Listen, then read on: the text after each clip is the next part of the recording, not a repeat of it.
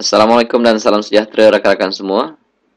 Selamat datang ke video SMA, Sistem Mazlan Abbas, video penerangan.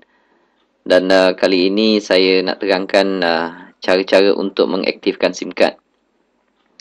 Bila rakan-rakan dah beli SIM card itu, cara nak registerkan dia, tuan-tuan ambil satu handphone lain, handphone yang ada, mana-mana handphone pun.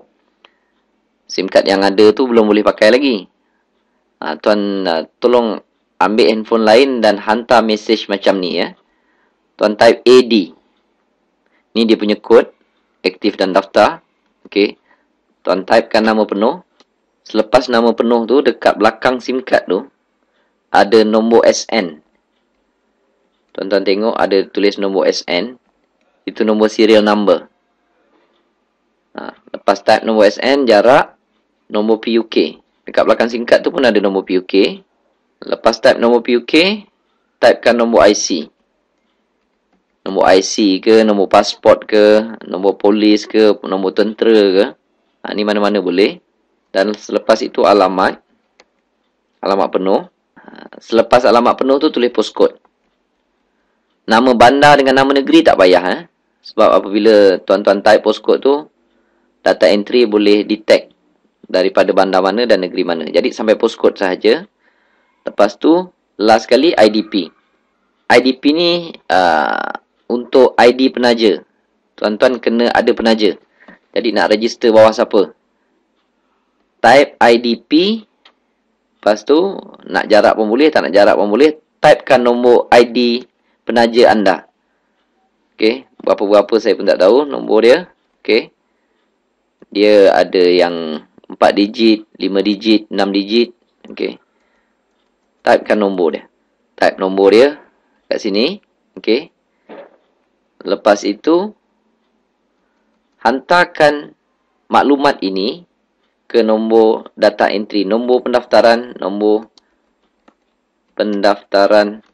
DEC. Data Entry Center. Nombor dia 014 705 7769. Okey. Tetapi kalau ada yang nak masukkan bank account, nak minta data entry masukkan terus ke dalam sistem mereka punya bank account, mereka boleh letakkan maklumat bank account itu selepas postcode. Contoh dia, mereka nak masukkan Maybank katakan. Maybank, lepas tu bagikan nombor account anda 16 berapa-berapa lah. Okey. Dan kalau ada yang nak kekalkan nombor lama, masukkan terus. Contoh dia ada nak kekalkan nombor Maxis, masukkan Maxis dan beritahu nombor dia 012 bla bla bla bla bla. Berapa saya tak tahu. Dan hantarkan ke 0147057769. IDP ni last sekali ya. Jadi maklumat bank dengan nak kekal nombor lama ini adalah pilihan. Yang merah ni pilihan. Nak masuk boleh, tak nak masuk pun boleh. Tetapi yang hitam ni wajib kena hantar. Kalau salah satu ni kita tak sertakan, mereka tak boleh registerkan dan aktifkan SIM card tersebut. Yang maklumat bank dengan maklumat kekal nombor lama ni, dia boleh sertakan. Nak sertakan dua-dua pun boleh, nak sertakan satu pun boleh, nak masukkan maklumat bank saja ke ataupun nak kekalkan nombor lama saja ke pun boleh. Tak nak masukkan dua-dua ni pun boleh. Pendaftaran masih boleh dilakukan. Sebabnya maklumat bank ni kita boleh masukkan kemudian. Nak kekalkan nombor lama ni pun kita boleh buat kemudian. Mungkin ada orang yang SIM card lama dia kredit masih banyak lagi, dia tak nak buat dulu. Okey. Yang itu pun boleh dilakukan kemudian selepas pendaftaran ini. Dan hantar ke nombor data entry tadi ni 014 705 7769. Dan biasanya sebelum 1 jam, dalam tempoh 1 jam tu, mereka data entry akan menghantarkan maklumat tentang nombor ID anda dan juga nombor tune talk yang diberikan. Walaupun anda nak kekal nombor lama, tetap akan dapat nombor tune talk dahulu. Sebab kekal nombor lama ni proses dia diambil masa 48 jam. Okey. Tetapi kalau dalam tempoh 1 jam tu data entry tak hantar, mungkin ada kesilapan pendaftaran anda Okey, ada maklumat yang tak cukup. Contoh nombor IC patut ada 12 digit bagi 11. Nombor serial number, nombor PUK contoh dia patut ada 8 tapi bagi 7 saja.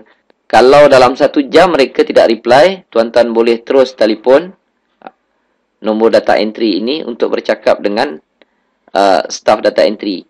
Dia ada nombor 5 nombor 0111 508 1515 ataupun 0111 509 1515 ataupun 0111 512 1515 ataupun 0111 513 1515 dan terakhir 0111 514 1515. Anda boleh telefon salah satu nombor ni dan tanya mereka, kenapa pendaftaran saya dah buat dah sampai sejam tapi tak dapat lagi. Jangan tunggu tuan hantar lepas sehari baru nak cek, lepas seminggu baru nak cek. Okay.